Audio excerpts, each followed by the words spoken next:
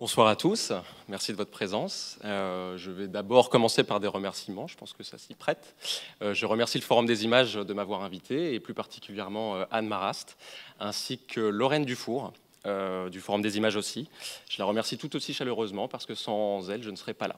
Voilà. Donc la conférence s'intitule « Le Toon incassable, pas immortel », en réponse à une demande qui m'a été faite du Forum des images de parler justement de l'héritage du cartoon dans le cinéma.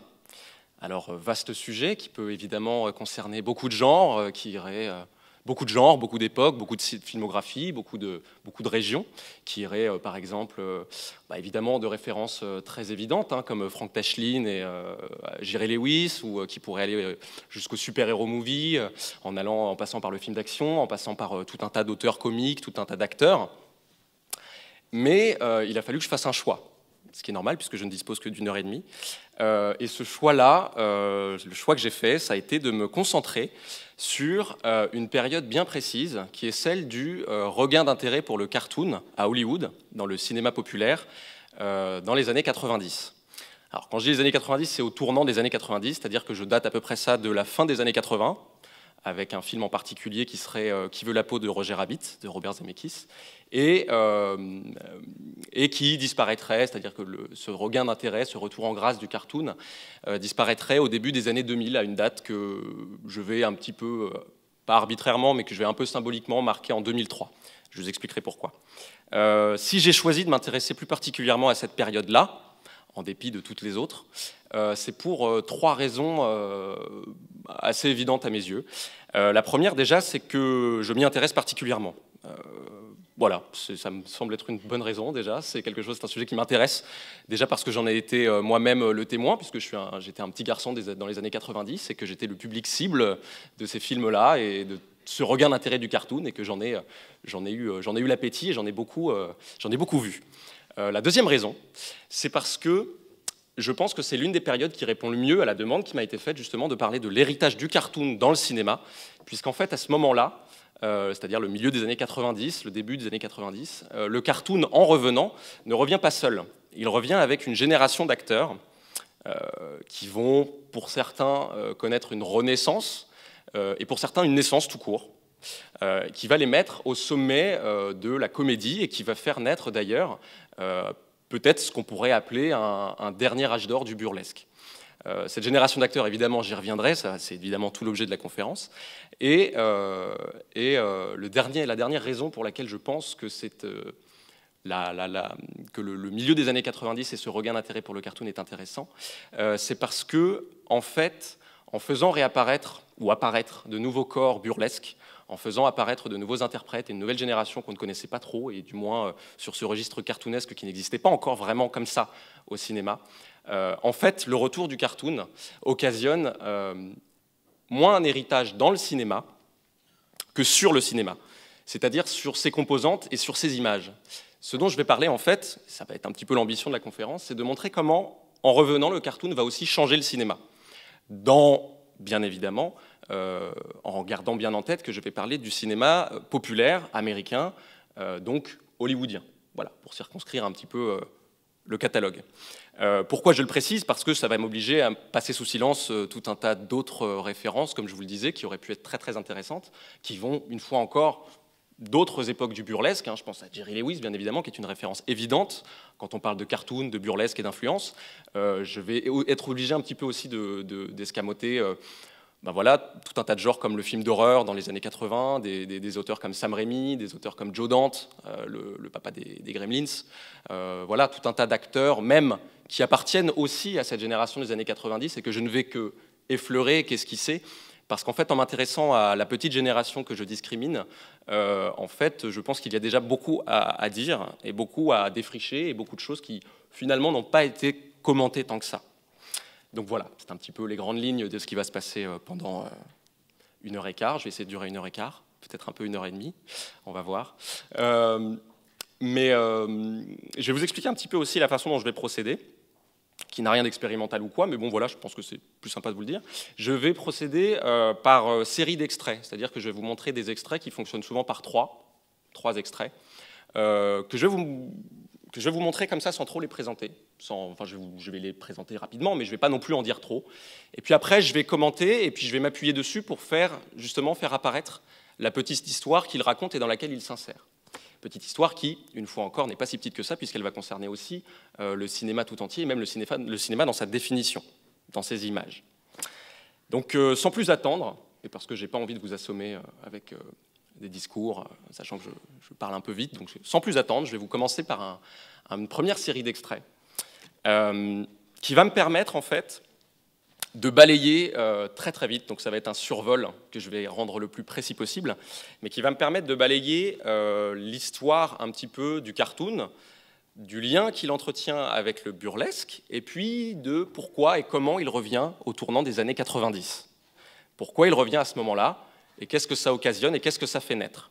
Donc les 3 premiers extraits que j'ai décidé de vous passer sont constitués des références suivantes. Le premier, c'est l'ouverture d'un film que vous connaissez peut-être si vous vous intéressez au cartoon et à son histoire, qui est l'ouverture d'un film qui s'appelle Invisible Ink, de la série Out of the Inkwell, donc l'encre invisible de la série Hors de l'encrier, de Max Fleischer. Max Fleischer, qui est l'un des premiers cartoonistes, donc l'un des premiers auteurs de cartoon, et qui avait notamment initié une série qui s'appelait Out of the Inkwell, dans laquelle il faisait intervenir un petit personnage qui s'appelait Coco le clown, et qui est l'un des premiers cartoons. Donc voilà, je vous en dirai plus tout à l'heure. Le second extrait, c'est le générique d'une célèbre série du début des années 90. Certains, ceux qui appartiennent à ma génération, s'en souviendront tout de suite. Ce sera une petite Madeleine Pop. Pour les autres, ce sera peut-être une découverte, je ne sais pas. Si vous le découvrez, désolé par avance, c'est un peu hystérique. Et puis, le dernier extrait, je ne vous en dis pas plus sur cette série d'animation, on y reviendra. Et le dernier extrait, c'est un extrait assez édifiant de Ace Ventura en Afrique. Donc Ace Ventura en Afrique avec Jim Carrey, qui date de 1995 et qui, je crois, est sorti en 1996 en France.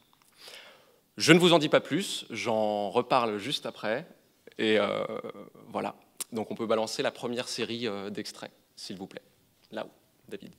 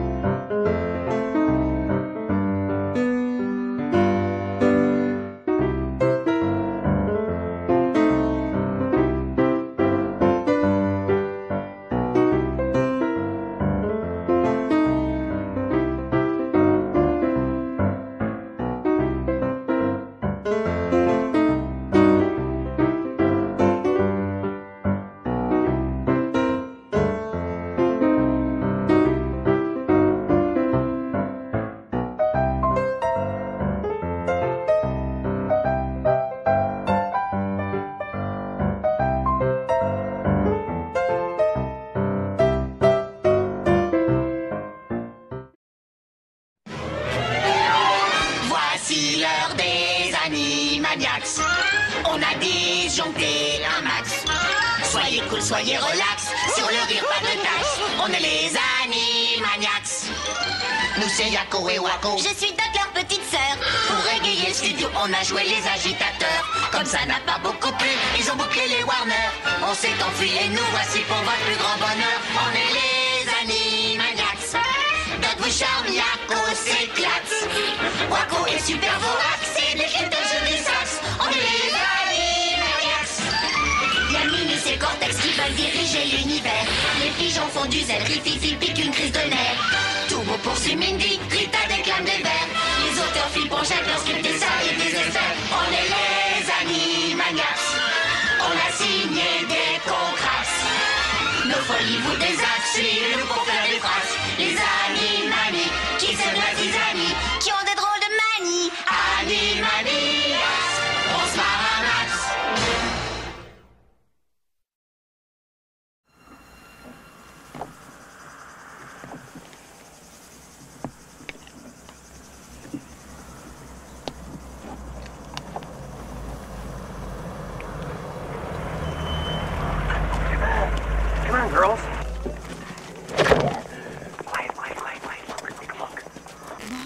Look!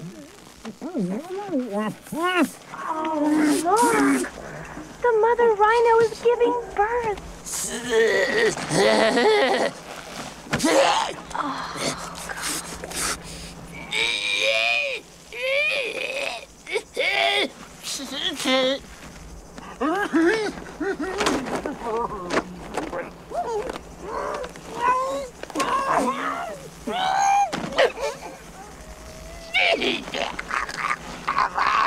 Mommy!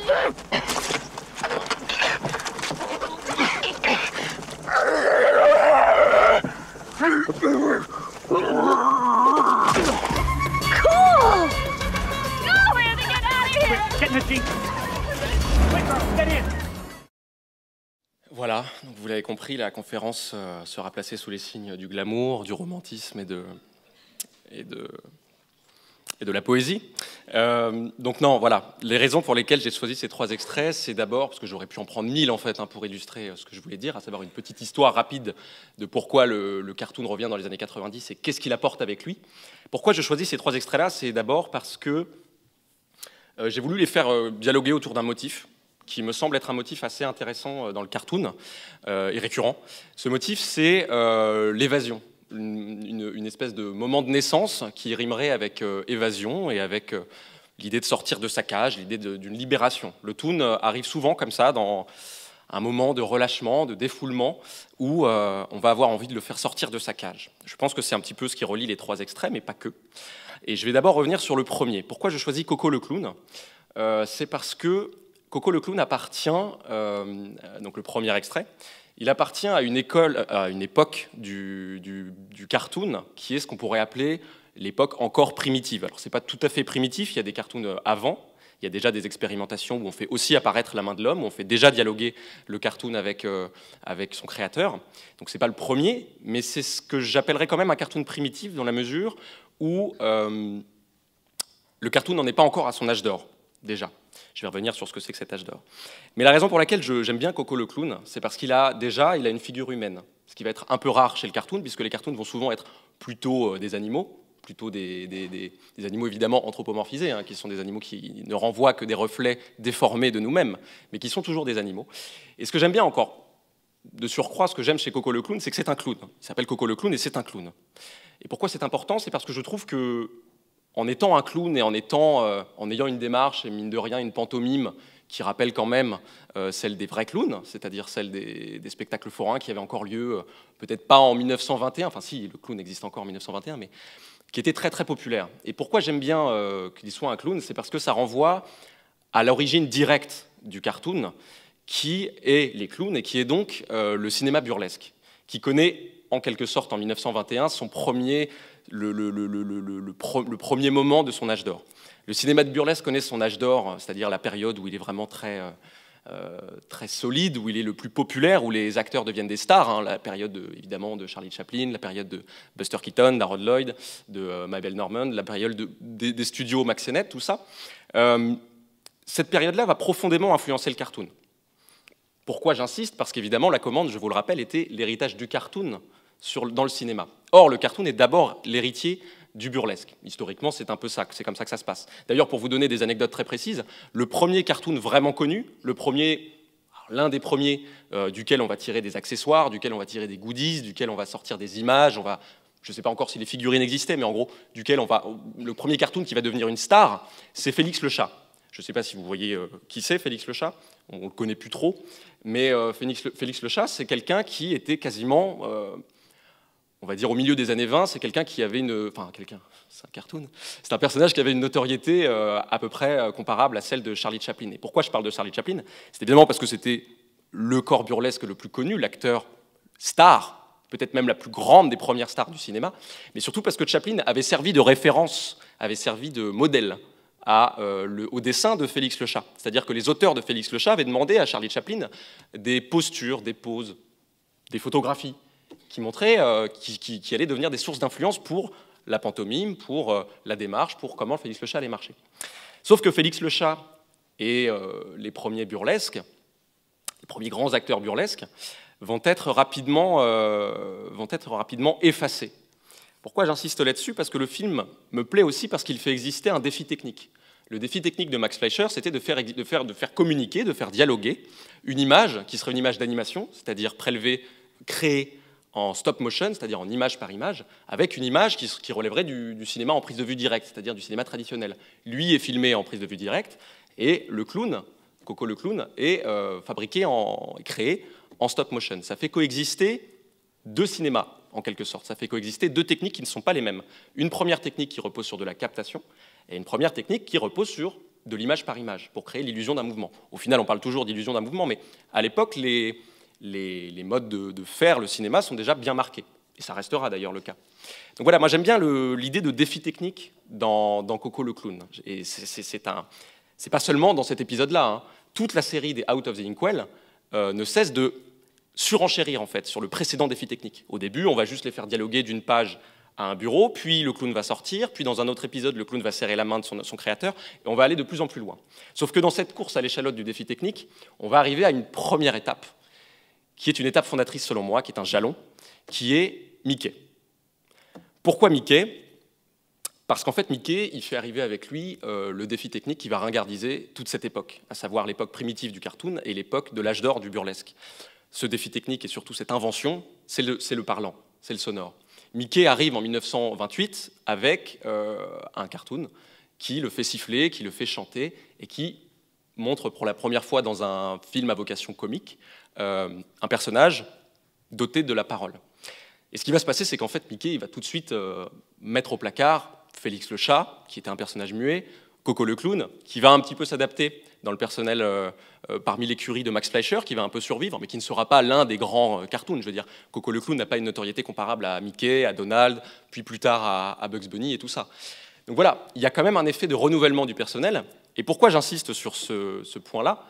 C'est parce que ce renouvellement du personnel, en quelque sorte, il en fait disparaître un autre.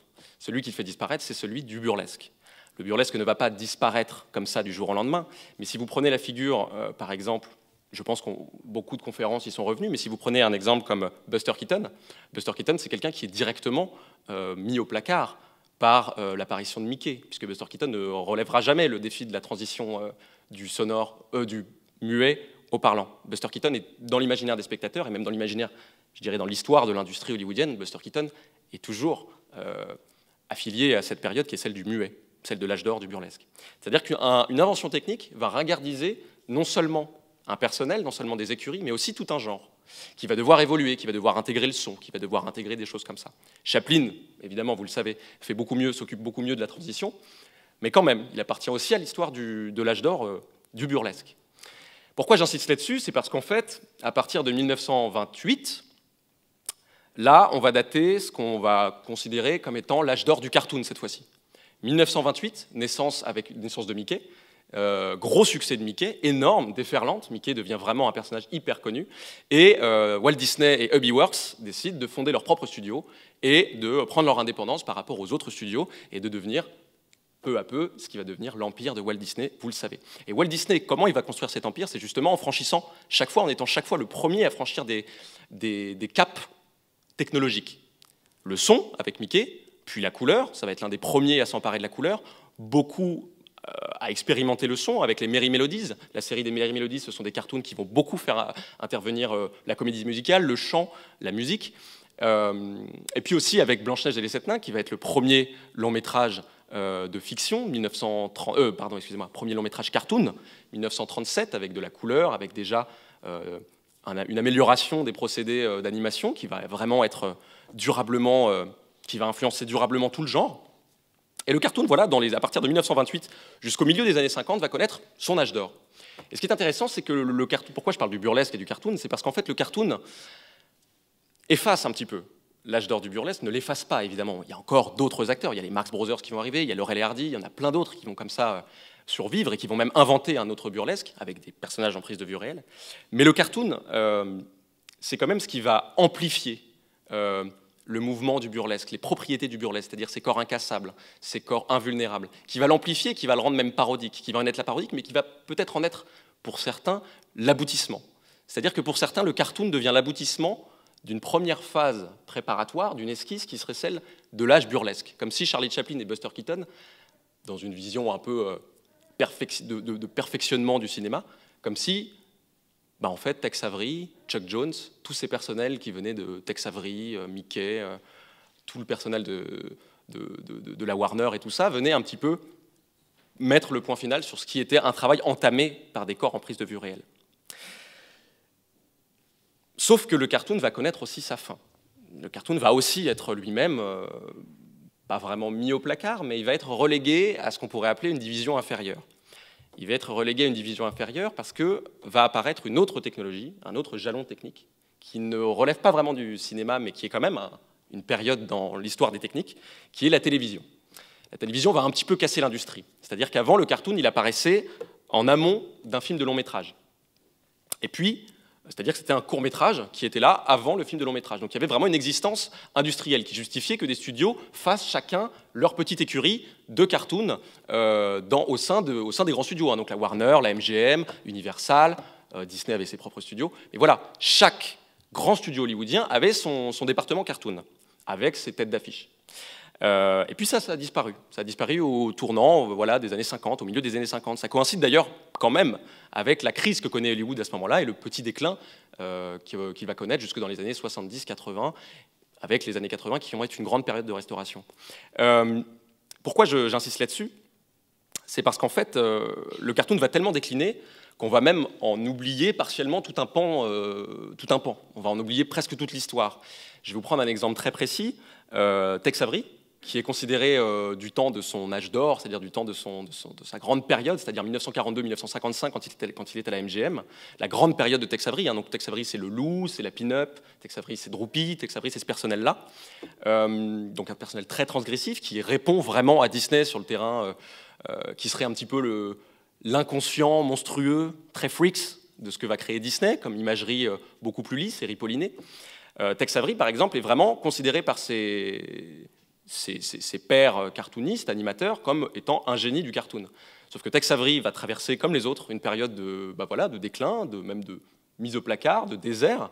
Il va faire des publicités, il va complètement arrêter son activité de cartooniste. Et puis, il va même mourir dans les années 80 dans un quasi-anonymat dans son ranch au Texas. Et je pense que l'histoire de Tex Avery, le destin de Tex Avery, la personne, est assez révélatrice de ce moment où le cartoon décline, le cartoon disparaît.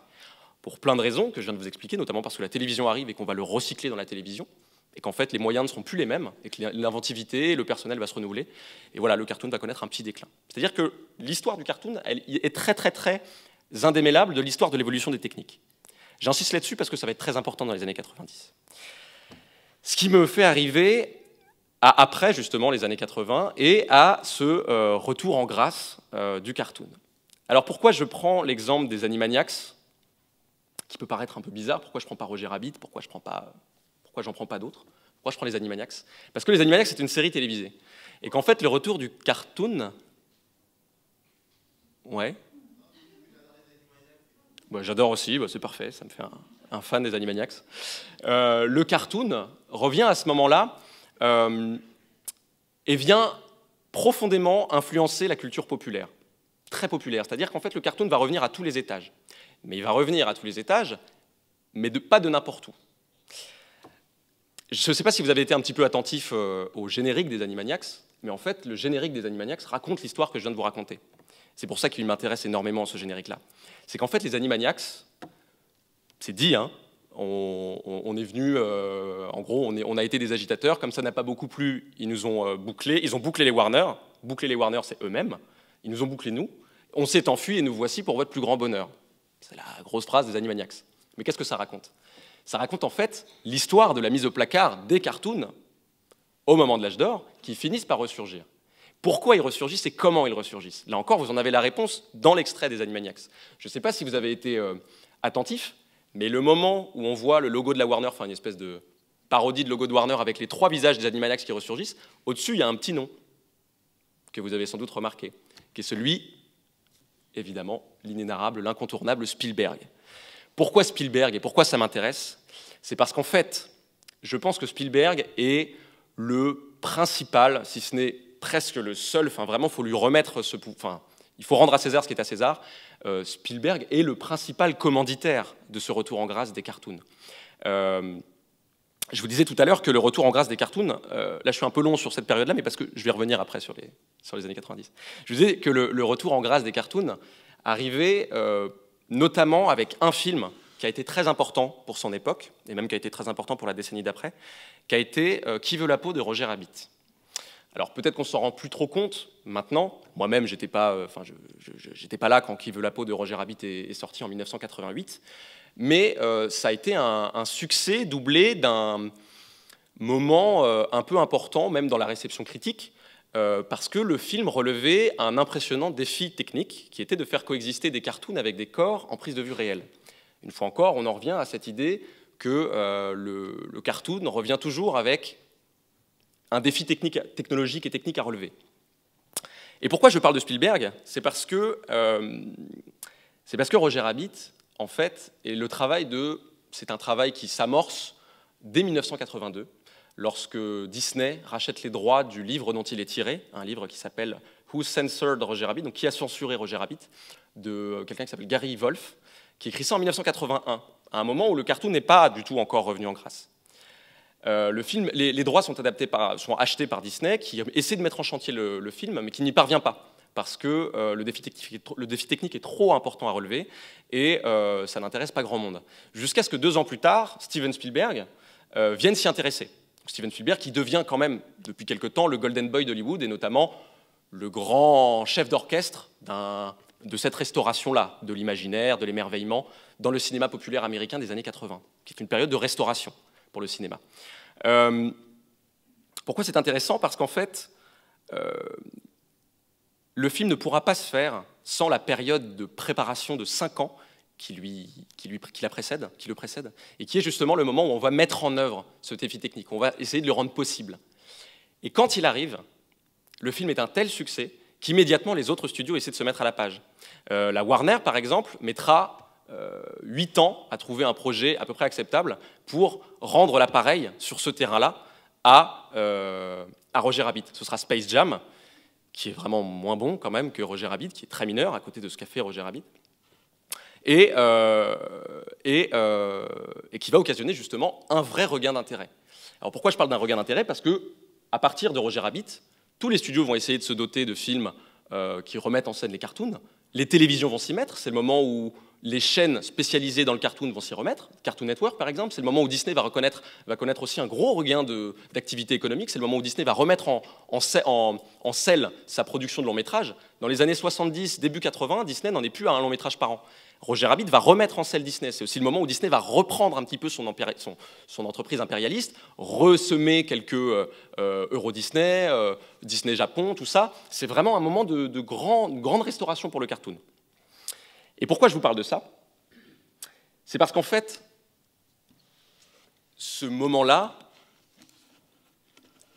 c'est vraiment très révélateur du travail de Spielberg et de ce qu'il a fait à cette époque-là. C'est-à-dire que Spielberg, on le connaît pourquoi? Pour E.T., on le connaît pour ses films, on le connaît pour, le Jurassic Park en 93 qui va arriver, qui n'a rien à voir a priori avec le cartoon. Mais Spielberg, c'est surtout quelqu'un qui est très très nostalgique de l'âge d'or. C'est quelqu'un qui s'inspire énormément de l'âge d'or. Or, les toons, ce sont ses créations. Il faut bien considérer que les Animaniacs, sous leurs traits juvéniles, qui n'ont jamais existé, ce sont ses enfants à lui. Et d'ailleurs, tous les cartoons vont revenir sous des traits juvéniles. Les Tiny Toons, par exemple, reviennent à ce moment-là. Le Monde fou de Tex Avery au cinéma revient sous des traits juvéniles aussi. Et c'est un moment où le retour en grâce des cartoons va être synonyme de retour en grâce d'un certain âge d'or et d'une certaine nostalgie. Sauf que les toons n'arrivent pas seuls. Les toons n'arrivent pas seuls et provoquent un autre personnel, arrivent avec d'autres corps. Ils arrivent en l'occurrence avec un corps qui est celui de Jim Carrey, qui est celui d'une génération d'acteurs qui n'existait pas jusqu'ici. Et le corps de Jim Carrey, pourquoi il est intéressant et pourquoi moi il m'interpelle, et pourquoi je vous montre cet extrait-là, c'est parce que je vous montre cet extrait-là parce que je pense qu'il est assez révélateur. Je vous disais tout à l'heure que les 3 extraits étaient partagés, avaient comme point commun le fait d'une naissance, d'une évasion. Or, la naissance de Jim Carrey dans Les Aventuriers en Afrique, elle est aussi synonyme de... Voilà, enfin je veux dire, c'est un peu trash, mais elle est aussi synonyme de défécation. Jim Carrey, il naît moins qu'il n'est déféqué par un rhinocéros en plastique. Et moi, ce que j'aime beaucoup, c'est qu'en fait, Jim Carrey, il incarne ça. Il incarne en fait, en 1994, quand il arrive, il incarne un corps qui n'existait pas avant. Il arrive en 1994 avec 3 films. Dumb and Dumber, des frères Farrelly, Ace Ventura, Pet Detective, excusez-moi, j'ai oublié le réalisateur, il me reviendra. Pardon ? Tom Shadyac, exactement, Tom Shadyac, et The Mask de Chuck Russell. Et pourquoi il arrive avec ces films-là ? Déjà, il arrive avec 3 films qui sont des cartoons.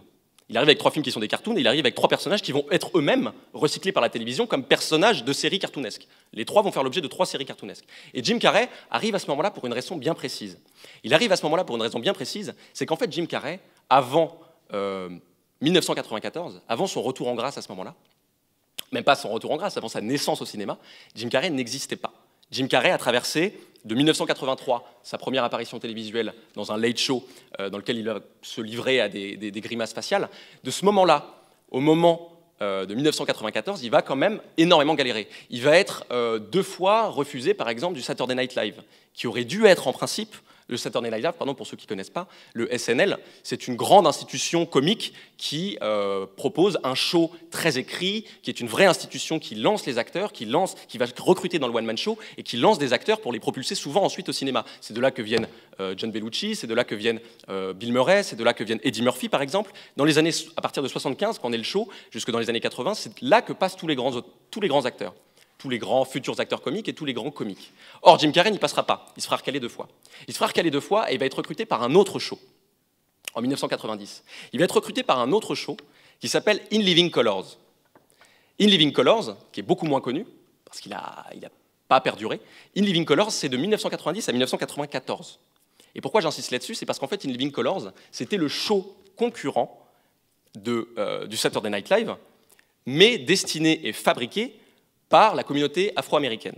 C'était le seul corps blanc dans une communauté qui, dans les années 80, en était réduite, du moins dans les programmes les plus populaires, les plus mainstream, en était réduite au rôle que leur conféraient les quotas. Et ce moment-là, le moment où se crée cette émission, qui va connaître un certain succès, notamment dans ses 2 premières saisons, ce moment-là où se crée cette émission, eh bien, c'est un peu un moment de relâchement, de grande satire, que va s'autoriser la télé, notamment la chaîne Fox, au sortir des années 80. Les années 80 qui auront quand même été, sur le terrain du cinéma populaire, et des corps qui vont être inventés, notamment sur le terrain de l'invulnérabilité, qui vont plutôt relever du film d'action, de corps qui vont se charger, je pense à Schwarzenegger, je pense à Sylvester Stallone, qui vont se charger d'incarner la reprise, l'érection d'une nouvelle puissance aux États-Unis, hein, c'est les années Reagan, c'est tout ce moment-là, et qui vont quand même mettre de côté d'autres corps, qui vont mettre de côté des corps qui n'étaient pas encore, dont ce n'était pas encore l'heure. C'était pas encore l'heure du cartoon, comme je vous le disais, il faudra attendre 1988, mais c'était pas encore non plus l'heure de Jim Carrey. Et c'était pas encore non plus l'heure d'un show qui s'appelait In Living Colors, qui était celui des Afro-Américains. Or, ce qui est très rigolo, c'est que Jim Carrey, en tant que seul corps blanc, est particulièrement excité, hystérique et agité dans un show afro-américain, Jim Carrey va devenir en fait une espèce de figure. Il va devenir en fait lui-même l'énergumène au milieu d'un show qui est déjà censé représenter un autre versant de la culture américaine.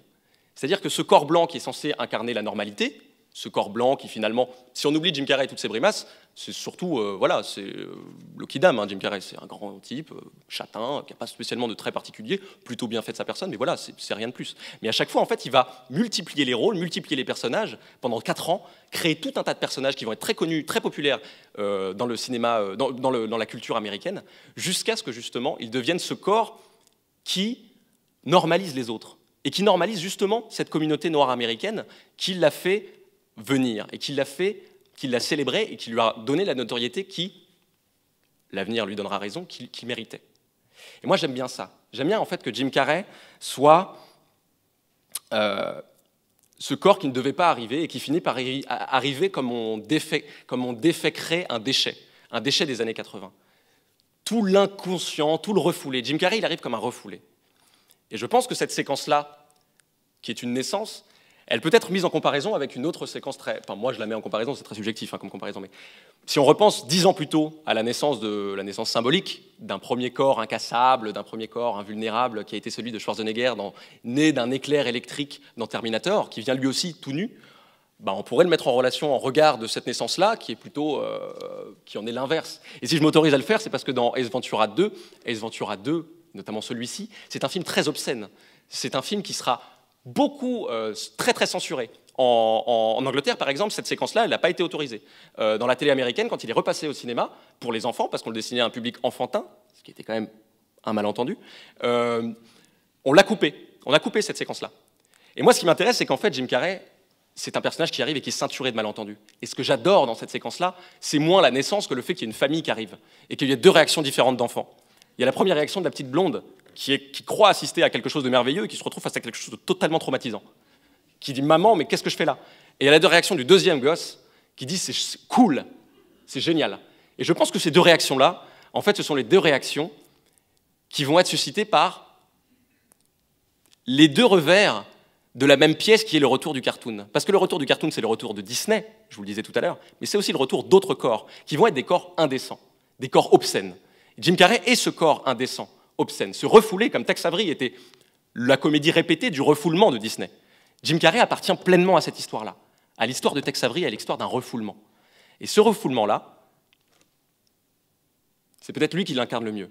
Je vais donc en faire le fil conducteur de tout ce qui va suivre, parce qu'il est aussi, au-delà de ça, il est aussi à l'origine, ou pas à l'origine, mais il va être aussi le chaînon manquant, un maillon d'une transformation du cinéma qu'occasionne le cartoon, que je vais aborder maintenant. Cette transformation-là, elle est toute bête. Je vais vous la résumer en 3 extraits, qui sont ceux que je vais demander de faire projeter. C'est que le cartoon, qui est indémêlable, je vous le disais, d'une espèce de surenchère d'inventions technologiques, le cartoon va en fait arriver avec d'autres corps, Jim Carrey, mais pas que, on va en voir d'autres, mais il va arriver aussi avec quelque chose d'autre. Ces corps-là vont apporter quelque chose d'autre aussi, toujours dans l'idée d'une surenchère technologique. Donc je vais vous montrer 3 extraits. Un premier qui est l'ouverture de Madame Doubtfire, de Chris Columbus. Je pense que vous connaissez tous Madame Doubtfire, avec Robin Williams.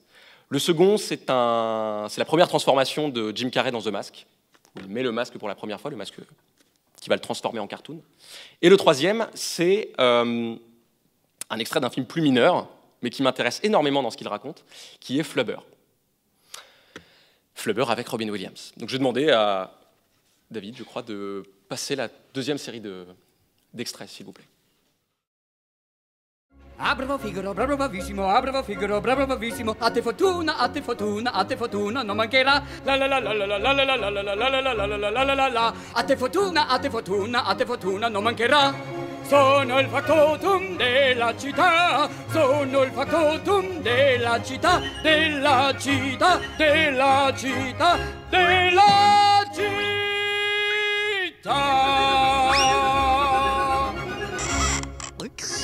Salutations, Snack. Yipe. On second thought. Yay! 911, 911, police, civic authorities, ASPCA, ASAP, murder, betrayal, kidnapped, no, burnapped. A cup of garlic, a twist of parakeet.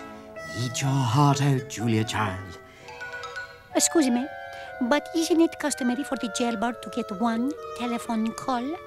In your case, I think not. Afternoon snacks have very few civil liberties. But I'm not wholly without art. How about a nice, soothing cigarette?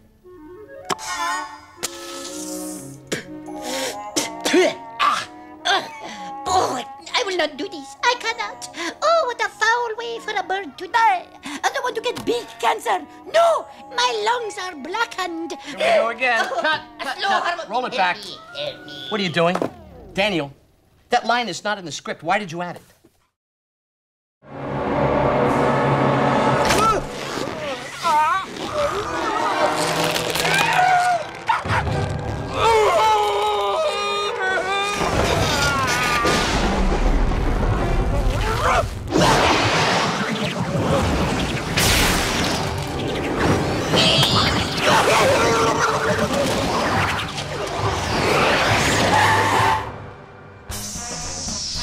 Spoken! It's party time! P-A-R-T. Why? Because I gotta!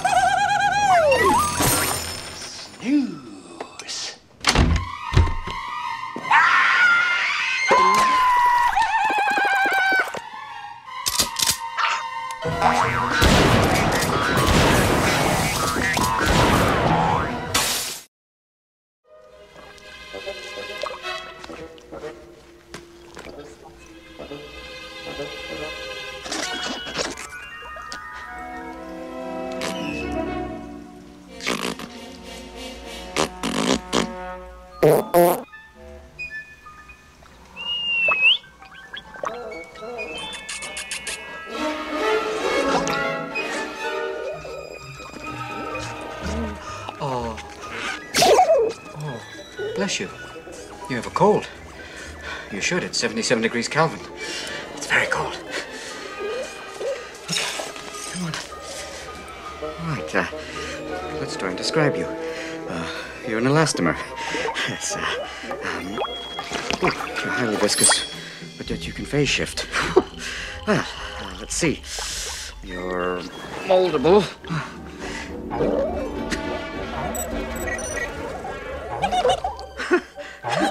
It's a little ticklish. Oh. You're foldable. You're gullible. Oh, right. Let's see. Oh, wait a minute. Okay. And... Oh, you're ductile.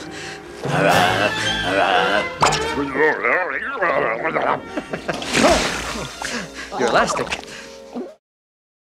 Je vais essayer d'aller un peu plus vite qu'avant sur le commentaire des extraits pour ne serait-ce que terminer dans les temps. Donc en fait, pourquoi je vous montre Mrs. Doubtfire de Chris Columbus et pourquoi je vous montre les deux extraits d'après dans cet ordre-là? Parce que je pense qu'ils racontent à eux seuls un moment de basculement technologique. Je pense que vous en êtes rendu compte. Le cartoon n'arrive pas seul, il arrive avec des acteurs. Or, ces acteurs n'arrivent pas seuls non plus. Ils finissent par arriver avec une autre technologie, une autre invention qui va un petit peu exacerber et leur permettre de renforcer leur potentiel comique. Cette invention-là, vous l'avez vu, ce sont les effets spéciaux générés par ordinateur, autrement dit, les effets spéciaux numériques. Alors pourquoi je viens dans un premier temps sur Mrs. Doubtfire? C'est pour bien montrer que, déjà, Jim Carrey n'arrive pas seul. Robin Williams lui préexiste, et Robin Williams s'est aussi fait connaître avec des rôles plus dramatiques, que vous connaissez, Le Cercle des Poètes Disparus, Jerry, pas Jerry, pardon, le Gus Van Sant, pardon, avec Matt Damon, Will Hunting, voilà, des rôles dramatiques qui sont importants, pour lesquels il a été récompensé et tout ça. Mais c'est d'abord quelqu'un qui connaît le même parcours que Jim Carrey. C'est quelqu'un qui vient du one-man show, qui passe par la télévision, par des séries, puis qui vient avec le cartoon. N'oublions pas que le premier film c'est oublié en règle générale, mais le premier film de Robin Williams, c'est Popeye, en 1981, qui n'est pas un four, mais qui n'est pas un grand succès non plus. Ce n'est pas encore l'heure du retour des cartoons. Le grand film de Robin Williams, le grand succès, il était déjà connu, hein, mais le grand succès, son plus grand succès au box-office, c'est Mrs. Doubtfire. Or, dans Mrs. Doubtfire, pourquoi je choisis cet extrait-là? Parce que c'est l'extrait qui montre le mieux que Robin Williams, au fond, est lui aussi un cartoon. C'est même plusieurs cartoons. C'est quelqu'un qui ne cesse d'incarner plusieurs cartoons, plein de cartoons. Parce qu'il a cette capacité vocale, qui était la propriété de Robin Williams, hein, faut pas, on l'oublie aussi un petit peu, mais Robin Williams, c'est quelqu'un qui a énormément doublé de dessins animés. C'est celui qui a fait la voix américaine du génie dans Aladdin, par exemple, qui a été très connu pour ça. C'est quelqu'un qui vient avec Disney. Il a un petit peu, il l'a pas toujours reconnu, mais c'est quelqu'un qui est énormément poussé par les studios Touchtown dans les années 80, qui est une filière de Disney. C'est quelqu'un qui vient avec Popeye, c'est quelqu'un qui vient avec des doublements de voix, du doublage de voix, pardon. Mrs. Doubtfire est une production Disney. Donc voilà, c'est un acteur qui va incarner une forme rassurante de retour du cartoon. C'est un acteur cartoon lui aussi, en un sens, notamment dans Mrs. Doubtfire, mais qui va incarner une forme rassurante, une forme plus conforme à l'image, on va dire, un peu logotypée, que vend Disney dans ses films pour enfants. Et d'ailleurs, ce qui m'intéresse dans ce film-là, c'est que, en fait, les enfants, pour ceux qui se souviennent de Mrs. Doubtfire, c'est l'histoire d'un papa qui se voit retirer la garde de ses enfants à l'occasion d'un divorce, parce qu'on lui reproche de ne pas être suffisamment responsable. On lui reproche, en fait, d'être un cartoon, tout simplement. On lui reproche de ne pas être un papa, mais d'être un toon. Et l'histoire de Mrs. Doubtfire, et c'est ce que j'aime bien d'ailleurs, c'est que c'est l'histoire d'un acteur raté, d'un acteur un peu trop toon pour réellement faire carrière et être responsable, qui va devoir griller toutes les étapes pour arriver à celui du rôle de bon père. Et il va griller toutes les étapes en passant de celui de ce personnage-là à une super nanny. Et ce que raconte le film, et ce que je trouve très beau, c'est qu'au final, la fonction de père n'est qu'un rôle comme les autres. C'est simplement un rôle auquel on prend un petit peu plus goût que d'habitude et qu'on a envie de tenir jusqu'au bout. Et c'est pour ça que Mrs. Doubtfire a, je pense, un intérêt, c'est pas juste anecdotique, quoi. Je pense que c'est un film important dans la carrière de Robin Williams. Et c'est un film important dans ce que je vais raconter parce qu'en fait, il développe des thèmes et articule des situations qui vont être beaucoup répétées. Déjà, celui de deux personnalités, celui du masque social, celui du fait qu'on ne soit pas soluble dans un cadre normal, dans un cadre social. Sauf que vous en êtes évidemment bien rendu compte, ça n'est pas du tout sur le même terrain que ce corps cartoonesque-là joue par rapport à Jim Carrey. Et c'est pourquoi j'ai fait communiqué Jim Carrey avec Robin Williams. Déjà parce que je pense qu'ils se sont concurrencés au milieu des années 90. Les deux faisaient des scores à peu près similaires et n'ont cessé de se répondre. Il y a un troisième acteur que je vais vous présenter après, qui rentre un petit peu dans la danse et sur lequel je reviendrai plus tard. Mais ce film-là est vraiment, je pense, fondateur parce que c'est le plus gros des succès des films populaires comiques des années 90 qui, à mes yeux, surfe un petit peu sur le retour en grâce du cartoon. C'est celui qui fera le plus grand nombre d'entrées, qui aura le plus grand résultat au box-office. Et c'est celui dont découle une réaction en chaîne d'autres propositions cartoonesques. À commencer par The Mask. Je vais un petit peu vite dans les communications, hein, je vais un petit peu vite dans les échos, mais The Mask arrive 1 an plus tard. Et The Mask arrive avec un effet de surenchère qui relève, une fois encore je vous le disais, qui relève d'un défi technique. The Mask n'arrive pas seul. The Mask, c'est une fois encore, comme Coco le clown, comme Roger Rabbit, c'est un autre échelon dans le défi technique. C'est l'idée d'inviter le numérique dans la danse, c'est-à-dire un progrès technologique qui va venir recouvrir le visage de l'acteur. Alors, pas tout à fait. Là, le visage, il est recouvert d'un masque peint, d'un masque fait, qui est à chaque fois répété. Mais il ne cesse de ramener le personnage même à son côté un peu mutant, au fait qu'il soit partiellement numérique, puisque ce masque rappelle la couleur des fonds verts. Ce masque rappelle une couleur qu'on associera beaucoup, ne serait-ce que dans les best-of et tout ça, à l'apparition de cette nouvelle technologie. Ce corps-là est profondément mutant. Or, le problème, je pense que certains d'entre vous s'en sont rendus compte, c'est qu'un film comme The Mask, c'est pas simplement, ça a été un gros succès, hein, ça a très bien marché, ça a énormément lancé la carrière de Jim Carrey, mais c'est un film un peu plus complexe qu'on ne pourrait le croire, parce que c'est un film un peu... Recouvrir Jim Carrey de propriétés qui lui permettent d'être un corps omnipotent et d'incarner plusieurs visages, d'incarner plusieurs choses, d'être complètement agité, d'être encore plus dans le défoulement que d'habitude, ben, vous vous rendez compte que demander à Jim Carrey d'être recouvert d'artifices qui vont un petit peu faire la même chose que ce qu'il sait faire, ça relève presque du pléonasme en fait. Et Jim Carrey ne cessera par la suite, du moins dans sa grande période d'hégémonie comique, c'est-à-dire la fin des années 90 jusqu'au début des années 2000, il ne cessera d'essayer de ramener ses films à lui et sa figure à lui au sein d'un burlesque qui ne relèverait plus que de ses propres propriétés et de ses propres potentialités à lui. C'est-à-dire qu'il va essayer de revenir sans cesse à un burlesque artisanal, se détacher justement de cette image de premier corps mutant, de premier corps numérique. C'est ce qui rend le film un petit peu plus complexe qu'on ne pourrait le croire. Mais il est plus complexe et c'est là que ça va devenir plus intéressant sur le terrain du cinéma et de sa définition et des images du cinéma. Parce qu'en fait, évidemment, le film n'est pas le premier à exploiter les effets spéciaux numériques. Hein. Ça arrive depuis... cette technologie-là est inventée au début des années 70, et d'ailleurs, c'est pas anodin, mais le premier film qui l'exploite, c'est un film qui s'appelle La Fin, un petit court-métrage d'animation qui sera passé à Cannes, de Peter Falls, et qui, justement, montre déjà que le numérique permet de créer des personnages liquides, qui permettent de changer de forme, métamorphes. Ensuite, il y a évidemment Tron, produit par les studios Disney, très influencé par l'imaginaire du jeu vidéo, qui connaîtra, qui ne marchera pas en salle, mais qui connaîtra une existence un peu culte, par la VHS notamment. Donc voilà, la technologie numérique arrive, mais elle arrive notamment à ce moment-là, dans le cœur battant des années 90. Et Jim Carrey est un acteur, est un corps qui va y être rattaché. Or, une fois encore, c'est donc un acteur sur lequel on recouvre, c'est un acteur que l'on recouvre d'un masque numérique, partiellement encore. L'extrait d'ailleurs n'est pas très révélateur. C'est plus révélateur par exemple quand son visage se transforme en loup quand il voit la pin-up. Là on voit vraiment qu'il y a une compensation de ces effets spéciaux-là. Là on le voit un petit peu quand il s'écrase ou tout ça, mais bon, c'est encore un peu, ça coexiste. Mais ça coexiste sur un même corps.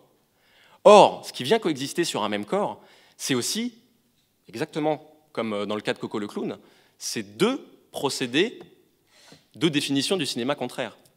Il y a une espèce de crise identitaire des personnages, Madame Doubtfire, The Mask, mais il y a aussi une crise identitaire du cinéma qui vient abolir la frontière du cinéma traditionnel, qui repose sur la captation et la restitution, captation de quelque chose qu'on va filmer, restitution sur l'écran, donc des acteurs traditionnels et de tous ces éléments de mise en scène qui relèvent du cinéma traditionnel, avec justement un cinéma qui va relever du cinéma d'animation, le stop motion, d'autres techniques ensuite, mais qui vont relever pleinement d'une autre temporalité, d'une autre manière de créer des images. Or, ce mélange-là va créer quand même un trouble dans la définition du cinéma. On va d'ailleurs parler au début des années 80 de nouvelles images. C'est l'apparition des nouvelles images. Et ce trouble-là, il n'est pas anodin. Il n'est pas anodin, et c'est pour ça que je mets l'extrait de Flubber, Pourquoi je mets l'extrait de Flubber? Je le mets parce que déjà, il y a une évolution qui n'est pas forcément très flatteuse avec ce qu'on en a fait, de The Mask à Flubber. Et surtout parce que c'est Robin Williams qui revient. Robin Williams qui avait excellé, dans tous les sens du terme, hein, commercialement, mais aussi artistiquement. Sa prestation dans Madame Doubtfire, dans Mrs. Doubtfire, est bouleversante. Robin Williams qui avait excellé, qui connaît son acmé avec un film qui ne sollicitera absolument pas cette technologie-là, et qui va essayer de répondre sur le terrain du comique populaire, sur le terrain du comique enfantin, qui va essayer de répondre sur le terrain du cartoon, une fois encore, à The Mask, qui a été une réponse déjà à Mrs. Doubtfire, mais qui remet un cran supplémentaire dans l'attraction. La deuxième attraction, c'est le numérique. Comment faire coexister Robin Williams avec le numérique? La proposition, c'est Flubber. Or, vous n'êtes pas, enfin, pour ceux qui ont vu Flubber, vous saurez, à moins que vous me l'argumentiez, mais c'est un film quand même assez mineur, beaucoup plus mineur que The Mask, beaucoup plus mineur même que Mrs. Doubtfire. Et surtout, c'est un moment qui, à mes yeux, est très révélateur d'une petite menace que le numérique fait planer sur les acteurs. Parce qu'en fait, cette séquence-là, tout ce que fait Robin Williams avec le Flubber, c'est simplement commenter la technologie en elle-même. Il commente l'apparition. La scène est un peu méta, c'est-à-dire que son invention, c'est le numérique. Il le commente. D'ailleurs, ce Flubber, il a exactement la même couleur que le visage de The Mask. Il a la même couleur que le visage du personnage joué par Jim Carrey dans The Mask. On est vraiment dans l'idée, d'ailleurs, il va apposer son visage sur cette matière élastique et il va la commenter. Or, qu'est-ce que ça crée? Et c'est le gros problème de Flubber. C'est pourquoi ça n'a pas si bien marché que ça. Une fois encore, c'est pas un échec, mais ça n'a rien à voir avec Mrs. Doubtfire et The Mask. Pourquoi c'est un peu compliqué? C'est parce que ça accessoirise l'acteur. L'attraction, ça devient le personnage animé. Ça devient le petit cartoon qui est généré par ordinateur. Et la prestation de Robin Williams est, pour le moins, très anecdotique dans Flubber. Il joue exactement le même personnage que dans Mrs. Doubtfire. Un corps enfant, sous des traits adultes. C'est un petit peu la grande histoire de la persona de Robin Williams. C'est un corps enfant qui a les traits d'un adulte. C'est exactement l'usage qu'en fera Coppola quand il filmera Jack, qui est un enfant qui vieillit beaucoup trop vite. C'est un petit peu l'histoire que raconte Robin Williams. Or, il a exactement la même fonction que dans Mrs. Doubtfire, mais il est relégué à un rôle de faire-valoir. La vraie attraction, c'est le Flubber. Or, le film n'est pas très bon. Et on pourrait se dire, si on imaginait que les acteurs avaient un peu une conscience de leur place à Hollywood, une conscience de leur place dans le cinéma, on pourrait se dire que ça va occasionner justement une réaction. Les acteurs vont répondre à ça. Ces acteurs-là, Jim Carrey, les acteurs cartoonesques, qui arrivent avec le cartoon, qui arrivent donc avec le regain d'un âge d'or, je vous le rappelle. The Mask, exactement comme Roger Rabbit, ne cesse de rendre hommage à l'âge d'or, avec un musical, avec beaucoup de shows musicaux, avec énormément de... Voilà, le cartoon, qui une fois encore est une référence à l'âge d'or. Tous ces films nostalgiques vont essayer de se raccrocher un petit peu au peu qu'ils ont, à savoir leur propre potentialité, leur propre pouvoir, leur propre prodige. Je suis un corps prodigieux, cessez de m'effacer sous cette technologie-là. C'est un petit peu la réaction de Jim Carrey dans toute sa carrière, jusqu'à, disons, la fin de son hégémonie dans son histoire, dans l'histoire, disons, de son hégémonie comique. Parce qu'après, il va essayer de prendre un autre tournant, un autre virage, je ne pourrais pas revenir dessus, mais voilà. Donc voilà, c'est un petit peu ce qui m'intéressait, c'est que la crise identitaire des personnages qui se jouent dans les scénarios, ce qui est rigolo, c'est qu'il y a un parallélisme avec la crise identitaire que connaît le cinéma. Et ce que ça va occasionner, c'est des scénarios qui vont exploiter ce motif-là. Des scénarios qui vont essayer de rendre les corps des acteurs, de les décupler, de les rendre, de tout concentrer autour d'eux-mêmes, de les rendre le centre, d'en faire les sujets d'attention, le centre de l'attention de toute la mise en scène et de tous ces films-là. C'est pourquoi on va basculer dans une petite ère, quand je dis une ère, c'est une petite période, où le motif qui va filer tous les films de ces acteurs-là, il y en a un troisième qui va apparaître, c'est un peu ce qu'on pourrait appeler une espèce de champ de bataille schizophrène. Ils vont tous, de Mrs. Doubtfire à The Mask, en passant par moins Flubber, mais aux deux extraits que je vais vous passer là, tous les films vont se raccorder autour de ce motif-là. On essaie de se combattre soi-même, et on essaie surtout de se décupler, on essaie de se multiplier. C'est pourquoi là, je vais vous passer deux extraits. Je voulais en passer 3, mais bon, déjà que je parle beaucoup trop, 2 c'est largement suffisant. 2 extraits qui, en fait, sont 2 scènes jumelles. Le premier extrait, c'est un extrait de Professeur Folding, d'Eddie Murphy, avec Eddie Murphy. Non, c'est pas d'Eddie Murphy. Excusez-moi, ce sera noté, j'ai des trous de mémoire là. De Professeur Folding, qui est donc un remake, avec Eddie Murphy, de The Nutty Professor de Jerry Lewis. Vous savez, de Dr. Jerry et Mr. Love, merci. Excusez-moi, là, j'ai vraiment que des trous de mémoire, c'est horrible. C'est un remake, hein, vraiment, c'est exactement, si vous revoyez l'un et l'autre, bon, après, évidemment, il y a énormément de changements, et notamment l'apparition de cette autre attraction technologique. Et vous allez voir ce qu'en fait Eddie Murphy, on y reviendra.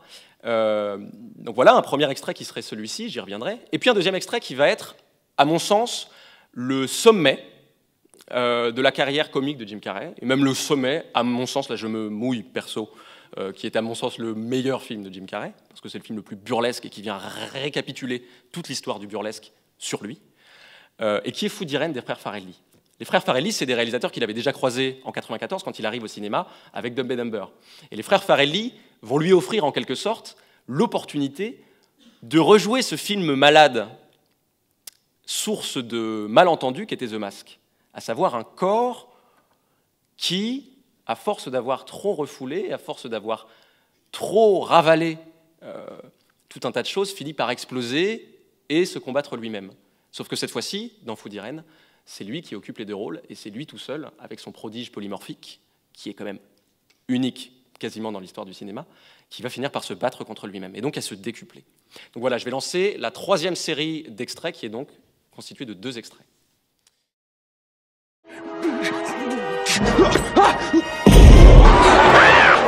We did. Sherman! Sherman, don't do this! You need me! No, I don't! You fat ass! Tinkerbell! Blubber butt! Featherweight! Somebody better call the exorcist! Sherman! Sherman! You can't beat me! This is some scary shit!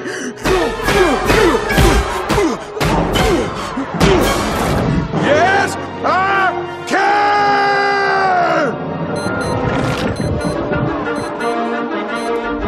Oh, Sherman, come back here! What's happening to me? Everything's getting real dark! Oh, I feel real jiggly! I'm flying! Sherman, you needed me! I thought you to be confident! You needed me, Sherman! Sherman! No matter what! No matter what! You got to strip!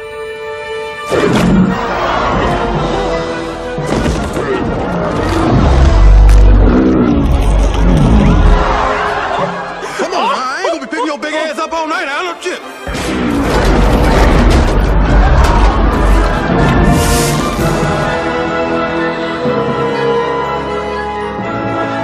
I'll be there.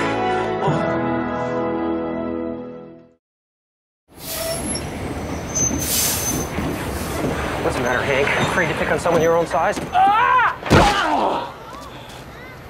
Are you okay? What happened?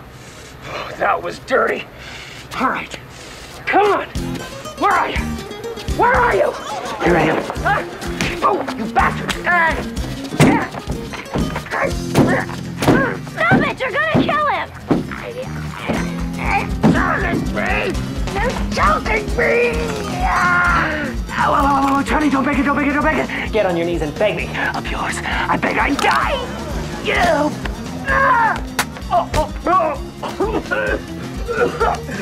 On your feet, Opie. We're gonna have some fun. Irene!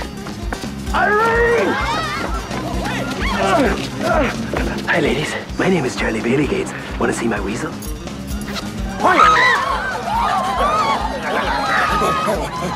Free hot dogs here, all you can eat. Get your foot long in a bag of nuts. No! Don't listen to him! It's not me! It's Hank! It's Hank! Come back here, Hank! I'm not through with you!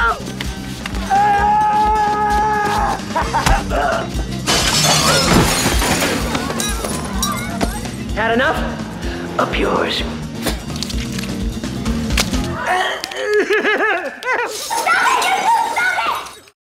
Deux exemples particulièrement révélateurs de ce que j'appelais le champ de bataille schizoïde. Pourquoi je montre ces deux-là ? Il y en a plus, j'aurais pu en mettre d'autres. Hein. J'ai hésité longtemps à mettre une séquence de menteur-menteur où Jim Carrey se frappe lui-même. Et puis ça aurait été trop de toute façon. Pourquoi je vous montre ces deux extraits-là ? Parce qu'en fait, le troisième acteur que je rentre dans le lot justement des acteurs qui naissent au cinéma grâce au retour du cartoon, à ce second âge d'or des années 90, ou qui reviennent, qui connaissent un retour en grâce, je pense que Eddie Murphy peut rentrer dans le lot. ce petit lot finalement qui ne serait constitué que de 3 grands acteurs très populaires au milieu des années 90, que sont Robin Williams, Jim Carrey et Eddie Murphy. Pourquoi je l'insère, pourquoi je l'inclus?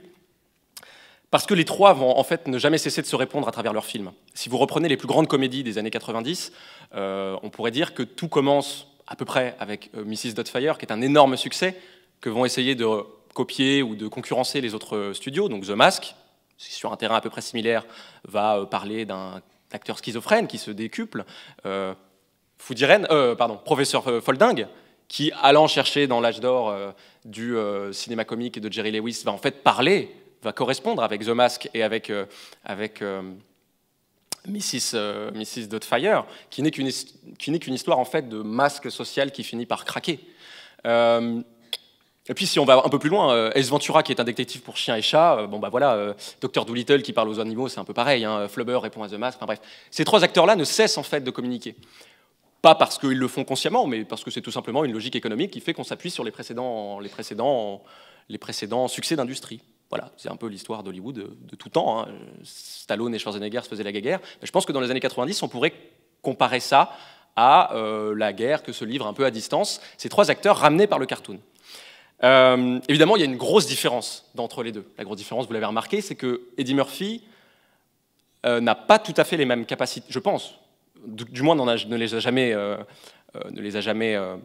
fait la démonstration. Eddie Murphy n'a pas les mêmes capacités métamorphes que Jim Carrey. Il n'a jamais joué à lui tout seul 2 corps qui se battent dans une pantomime aussi réaliste et aussi crédible et concrète que celle de Food Irene, qui pour moi, je le rappelle, et je vais vous expliquer pourquoi, est vraiment un sommet du burlesque de Jim Carrey, mais aussi du burlesque tout court.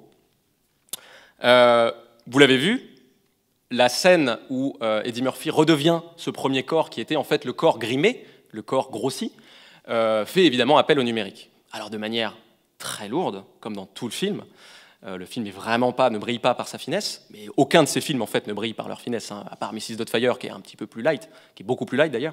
Aucun de ces acteurs-là ne va concurrencer les autres sur le terrain de la subtilité. Hein. C'est vraiment, on essaie de créer la frénésie la plus drôle possible. Or, celle de Eddie Murphy a besoin de cette compensation numérique, a besoin de cette technologie-là. Eddie Murphy n'aurait probablement pas pu jouer la scène telle que Jim Carrey la joue juste après. Parce que dans Food Irene, c'est l'histoire d'un policier trop gentil qui s'appelle Charlie, dont tout le monde se moque en fait dans sa petite bourgade du Rhode Island, et qui finit un jour par faire craquer justement ce masque de gentillesse, de politesse, qui avait tout ravalé dans toute son enfance, enfin pas toute son enfance, dans les 18 ans pendant lesquels il a élevé 3 enfants, des triplés noirs qui ne sont même pas ses enfants, et pour vous dire à quel point ça va loin chez les frères Farrelly, mais c'est ce que je trouve brillant aussi, c'est qu'il ravale jusqu'au fait qu'il n'est pas le père des enfants, puisque tout le monde se rend compte que les enfants sont noirs et qu'ils ne sont manifestement pas de lui et que sa femme l'avait trompé, et lui préfère ne pas le regarder, ne pas le voir en face. Il ravale tout ça. C'est un personnage qui ravale tout et qui escamote tout ce qui pourrait le blesser, et qui finit par ressurgir sous la forme de Hank, qui est un corps totalement obscène, indécent, qui va téter les seins d'une mère de famille en train de faire téter son nourrisson, qui va montrer son sexe à tout le monde, qui va en fait ridiculiser Charlie, la première personnalité, pour l'amener, dans une histoire un peu simplette en fait du point de vue du propos, mais pour l'amener à être lui-même en fait, à être cette synthèse et à entretenir un propos un peu déculpabilisant sur la difficulté. Bref, voilà quoi, un propos simple. Mais un propos simple qui ne pourrait pas avoir lieu si Jim Carrey n'était pas ce corps capable de jouer 2 corps en même temps. Parce que je ne sais pas si vous vous rendez compte, mais le combat là, enfin moi en tout cas, je suis absolument, je suis pas un acteur ni rien, mais je sais très bien que j'ai rarement vu quelqu'un aussi bien jouer 2 personnalités qui sont en train de se battre au même moment. J'enlève le crachat numérique de la fin, ça évidemment c'était une broutille. Toute la pantomime est extrêmement étudiée, extrêmement travaillée, et il y a beaucoup de scènes dans Food Irene qui rejouent ça. Et je trouve que Food Irene est un moment, un moment d'acmé du burlesque de Jim Carrey, parce que déjà, ça lui permet, je vous le disais, de refaire le même scénario que The Mask, mais avec lui tout seul, avec ses propres potentialités, avec ses propres propriétés d'acteur totalement psychopathe. Et ce burlesque psychopathe, ce burlesque même plus névrotique, la névrose qui explose en psychose, qui explose sous la forme d'une schizophrénie et de corps multiples, eh bien je pense que c'est la réponse en fait littérale d'un moment, je vous le disais, de crise identitaire du cinéma. Et d'un moment où le burlesque vient récapituler dans un film. Alors, je ne sais pas si les frères Farrelly ont été si conscients que ça, mais en tout cas, ils sont très conscients de qui est Jim Carrey. Ils ne lui auraient pas proposé un rôle pareil s'ils ne savaient pas qui était Jim Carrey, s'ils ne connaissaient pas les aspirations profondes de Jim Carrey, à savoir briller par lui-même, uniquement être le centre de l'attention. Parce que, je fais une parenthèse, mais n'oublions pas que sur un film comme ça, et sur aussi Menteur, et sur tous les films de Jim Carrey, qui exploitent énormément le fait que Jim Carrey soit plusieurs corps et annule en fait toute possibilité de chant contre chant. C'est-à-dire que là, dans la mise en scène, Jim Carrey, c'est le chant et le contre-chant. En termes de mise en scène, c'est très simple de filmer Jim Carrey. Il suffit juste de montrer Jim Carrey et de montrer des gens autour qui sont catastrophés par ce qui se passe. Et en fait, dans toutes les années 90, dans toutes ces séries-là, où on a le chant contre chant, c'est le chant d'un acteur prodigieux qui n'a comme prodige que d'être un psychopathe, et des gens qui sont catastrophés de ce qui se passe. Exactement comme la naissance de Jim Carrey avec le rhinocéros et la famille. Ce malentendu-là, il est génial dans le cinéma de Jim Carrey. C'est qu'on croit que c'est un corps qui s'adresse aux enfants, on croit que c'est un corps cartoonesque qui va s'adresser au grand public, alors que c'est le corps le plus transgressif qu'aura créé les années 90 dans le cinéma populaire. Jim Carrey fait des millions d'entrées dans le monde. Hein. C'est pour ça qu'il est intéressant et qu'il me paraît pas simplement anecdotique, mais symptomatique de quelque chose qui va profondément transformer le cinéma.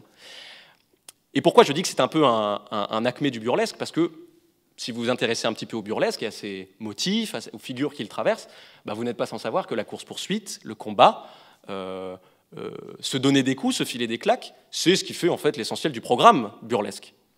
En américain, le mot burlesque, c'est un mot français. En américain, c'est slapstick. Au moment de l'âge d'or du burlesque, on parlait du slapstick. Le slapstick, c'est littéralement donner des coups de bâton. Là, on n'a plus un personnage qui poursuit un autre personnage, on a un personnage qui se poursuit lui-même. Et il y a même une séquence un peu plus loin, où il se poursuivra lui-même avec une voiture en s'éjectant de la voiture et en remontant dedans. C'est vraiment, ça atteint un niveau extraordinaire. Et je vais très vite là-dessus, parce qu'en fait, je me rends compte qu'il est déjà 20h moins le quart, donc je vais très très vite. Et c'était pour vous dire que, parce que j'ai encore d'autres extraits à vous montrer, c'était pour vous dire qu'en fait, je fais terminer ce second âge d'or en 2003 pour 4 raisons principales. Très très vite, je vous les cite comme ça. La première, c'est l'échec relatif des Looney Tunes face à l'action de Joe Dante. Après Space Jam et Roger Rabbit qui avaient été des succès, le film n'est pas, une fois encore, un énorme four, mais ce n'est pas non plus les résultats qui permettraient de parler d'un gros succès. Ça ne marche pas. Ce dernier retour des cartoons ne marche pas. Le deuxième, c'est le licenciement par Disney, les studios Disney, de 80% de son personnel. Et les 80% de son personnel qu'il licencie, c'est le personnel des animateurs, ceux qui dessinaient. On passe définitivement à l'âge numérique. Et le troisième, c'est le dernier grand film de Jim Carrey en termes économiques, le dernier film qui va être qui va faire une razzia au box-office, qui est Bruce Tout-Puissant. Bruce Tout-Puissant, c'est le dernier film en 2003 qui va mettre Jim Carrey en haut de l'affiche d'un film comique, mais qui, à mon sens, n'est déjà plus un film aussi important de Jim Carrey. Et c'est d'ailleurs le dernier grand film de succès populaire, très très populaire, où Jim Carrey apparaît dans un rôle comique. Il y en aura d'autres, j'y reviens tout de suite d'ailleurs, mais ça n'aura pas les mêmes répercussions.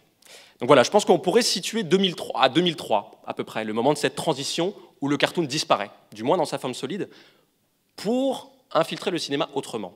Et c'est la raison pour laquelle je vous montre ces 3 extraits. Les 3 extraits vont illustrer notamment ce qui se passe du point de vue du cinéma plus largement et comment le cartoon va venir imposer sa marque, mais différemment, de manière beaucoup plus diffuse. Donc je vais vous demander de passer la 3e ou 4e série d'extraits, je ne sais plus, pardon. Donc voilà.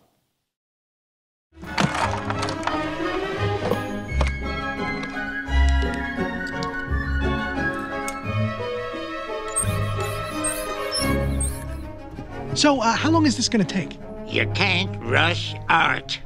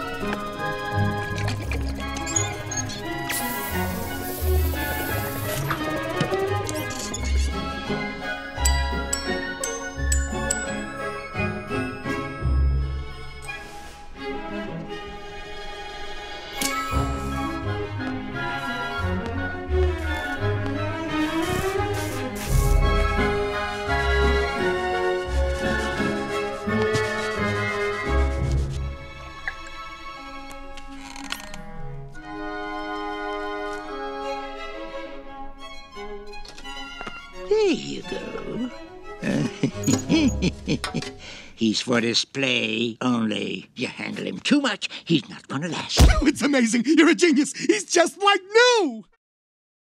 I know, Carl. I know that Stephanie left you, and I know that you have issues because of it, but this isn't about you. It's about me. When's the last time you did anything fun? You're always making excuses. I don't want to commit. I don't want to be tied down. I mean, do you even know my fiance's last name? Yeah, Fisher. Fishman. Wait, Fishwall. Fishwall? You think her name's Lucy Fishwall? No, that's wrong. It's Burns. Burns? It's Lucy Burns, Carl. And guess what?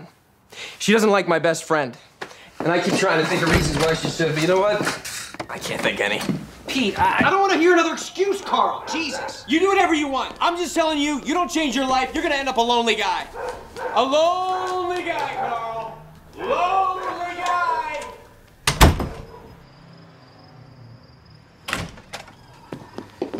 Hey, Carl. Hey, Rooney, come here for a second. Carl look a little odd to you? Is it me, or does he look like he's kind of dead? Nope. No more than usual. I don't know. Kind of leaning towards thinking he might actually be dead. I guess I never saw him a lot, so it's hard for me to tell the difference. Yeah, that's true. He never did much. Wasn't a good friend. Wasn't a good anything. Hey, there are more beers in the fridge. Oh, sorry. Last one. Oh, that's upsetting.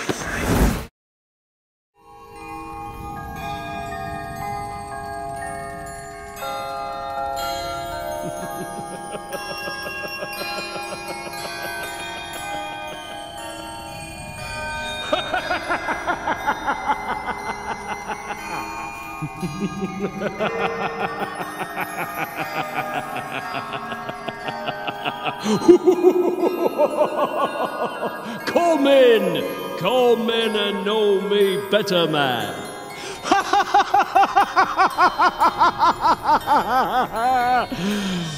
I am the ghost of Christmas present. Look upon me.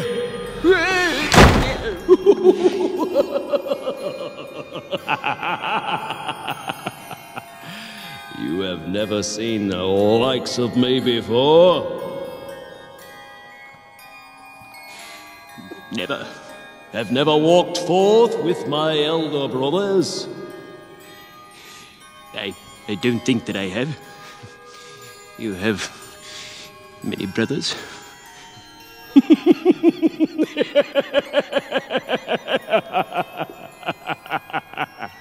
More than 1,800. 1,842, to be exact. Oh. Voilà. Alors, je vais essayer de parler rapidement parce que je vois qu'il est déjà 8h moins 5. Et je pense que je vais devoir d'ailleurs faire l'impasse sur mon dernier extrait. Bon, on verra. Très vite, pourquoi je montre Toy Story 2, qui date de 1999 ou 2000, je crois que c'est 99. Je montre Toy Story 2 parce que Toy Story 1 apparaissait donc en 1995, et c'est-à-dire pile poil au moment où Jim Carrey ou Robin Williams et Eddie Murphy connaissent leur plus grand succès comique et sont affiliés au cartoon. Et Toy Story arrive à ce moment-là c'est le premier long métrage d'animation entièrement fait avec des images de synthèse. Et Pixar, qui est donc le studio à l'origine de Toy Story, va devenir un peu la référence, et notamment la référence qui va organiser une grande transition. Je vous disais que, à mon avis, je datais à peu près la disparition de ce second âge d'or du cartoon en 2003. Et 2003, ce pourrait être aussi, c'est l'année de Nemo par exemple, ça pourrait être aussi le moment où toute l'industrie du cinéma d'animation va totalement basculer. Et ce que j'aime beaucoup dans cet extrait en particulier de Toy Story 2, que j'adore cet extrait-là, ce que j'aime beaucoup dans cet extrait, c'est qu'en fait, la technologie numérique, sous les doigts d'orfèvre des animateurs de Pixar, a atteint un tel niveau de perfectionnement mimétique qu'on en vient en fait à rendre les héritiers des cartoons, qui étaient des corps invulnérables, incassables, élastiques, caoutchouteux, on en vient à jouer justement au jeu inverse, qui est de les rendre les plus fragiles, les plus cassables, les plus vulnérables possibles. Ce qui est presque un énorme paradoxe, puisque le numérique permet de tout faire. C'est une technologie qui permet de tout représenter et qui a, dans ses premières heures, On peut même penser à Terminator 2 avec le premier méchant, qui est totalement liquide. On peut penser à Flubber. Dans ses premières heures, le numérique postulait l'inverse, justement, d'être un corps totalement liquide et polymorphe. Et Pixar joue à l'inverse. Pixar joue à rendre les corps de ces personnages encore plus cassants, comme du cristal, comme du verre. C'est toute l'histoire de Toy Story 2. C'est comment un jouet qui perd un bras devient un jouet obsolescent, et comment un jouet qui perd un bras risque de disparaître différemment de Roger Rabbit, par exemple. Et ce que j'aime bien dans cet extrait-là, c'est qu'en fait, Toy Story 2, c'est vraiment, et notamment cet extrait-là, c'est vraiment le spectacle d'un simulacre. C'est-à-dire que c'est le simulacre d'un cinéma d'animation, celui de Pixar, qui est quand même, enfin, je veux dire, qui est le meilleur cinéma d'animation contemporain quand même, celui de Pixar qui vient rendre vulnérables ces corps qui pourraient ne pas l'être du tout. C'est un petit peu le running gag de Monsieur Patate. C'est des corps qui menacent tout le temps d'exploser. Et cette vulnérabilité, c'est comme si, c'est un peu comme si le numérique, au fait, vraiment au summum de son potentiel mimétique, jalousait les faiblesses du corps humain, jalousait la vulnérabilité, et venait feindre ça. Et que Toy Story 2 était un peu le simulacre de cette petite jalousie de vulnérabilité. J'aime beaucoup. Et c'est pourquoi je mets Yes Man juste après. Parce que Yes Man, c'est en 2008, la première grande comédie de Jim Carrey, du moins la tentative de retour de Jim Carrey, après une petite traversée un peu plus compliquée dans les années 2000, où il a tenté un retour, enfin, de s'installer dans le registre dramatique, ce qui n'a pas trop fonctionné. Il a fait une petite comédie produite par Judd Apatow qui s'appelait Fun with Dick and Jane en 2005, qui n'a pas connu les mêmes succès qu'avant. Et Yes Man, c'est un peu la tentative de le remettre au devant de la scène. Mais comment on le remet au devant de la scène? On le remet en ne parlant que de lui. C'est-à-dire que Yes Man, c'est l'histoire d'un personnage qui est tellement déprimé par son divorce, qui est tellement déprimé tout court, qui est tellement incapable de se projeter dans la vie, qu'il en vient à adopter un programme thérapeutique de rémission qui consiste à dire oui à tout. Et cette scène-là, c'est la scène pivot. Et ce que j'aime beaucoup dans cette scène-là, c'est qu'en fait, elle n'a rien à voir avec le reste du film. Cette scène de rêve-là, de cauchemar-là, où on voit Jim Carrey refaire une grimace comme il le faisait avant, et la figer comme il l'a fait, comme il le faisait pas en fait dans les années 90, c'était un corps mobile, c'était un visage grimaçant qui était tout le temps métamorphe. Mais là, il la fige. Il la fige et il y a Bradley Cooper qui incarne un personnage totalement banal, c'est-à-dire quelqu'un qui va se marier, qui reproche à son copain d'être déprimé, qui reproche de ne pas goûter la vie et de ne pas venir prendre des verres avec lui. C'est quelqu'un qui reproche à Jim Carrey, en un sens, d'être resté un petit peu dans son registre de confort et de n'avoir jamais bougé. Cette dernière scène de grimace-là, c'est ce qu'elle raconte. C'est ce que j'adore, je la trouve géniale, c'est qu'elle sort totalement du reste du film où Jim Carrey ne fait aucune grimace, enfin quasiment pas. Il joue sur un autre registre, plus verbal, plus banal, en quelque sorte. Et le film ne raconte que l'impossibilité de Jim Carrey, de ce corps hors norme, de rentrer dans la norme. C'est un peu son pacte faustien, en fait, avec son propre talent. Jim Carrey, en tant que corps hors norme, est impossible de rejoindre l'horizon de normalité qu'il convoite dans ce film-là. Et je trouve que c'est vraiment, enfin, c'est ce que raconte Yes Man. C'est l'histoire d'un corps autrefois prodigieux, autrefois burlesque, autrefois métamorphe, autrefois surpuissant, d'un point de vue comique, qui est à l'arrêt. Exactement comme une mécanique, comme un moteur qui s'arrête parce qu'il est en panne d'essence, ou comme un moteur de scooter qui serrerait le bas moteur. Il y a vraiment l'idée d'un corps qui est à l'arrêt. Et c'est exactement ce que raconte cette grimace-là. Et ce qui est très drôle, c'est que c'est Bradley Cooper qui vient lui dire qu'il devrait un peu se renouveler. Et Bradley Cooper, 2 ans plus tard, c'est celui qui va être à l'affiche de Very Bad Trip. Very Bad Trip qui va jouer sur un comique totalement différent, qui ne repose plus du tout sur des corps prodigieux comme l'était Jim Carrey, Robin Williams ou Eddie Murphy, mais qui va justement plonger des personnages absolument normaux et banals dans des histoires rocambolesques et prodigieuses. C'est de voir comment des corps banals vont réagir dans ces environnements-là. Ce qui n'est pas du tout le registre de Jim Carrey. Et ce qui montre bien que Jim Carrey arrive à un point, plafonne un petit peu dans son comique. Après, moi j'aime beaucoup le film de Yes Man parce que bon, il déroule un peu son programme de rémission de façon trop lisse, mais jusqu'à cette séquence-là, je trouve que le film est très très bon. Parce qu'il ne parle que de Jim Carrey et de sa dépression à lui, en tant qu'acteur comique. Ce qui me ramène... Je suis désolé, il est déjà 20h, je suis désolé pour tous ceux qui doivent partir à 20h, je fais très vite.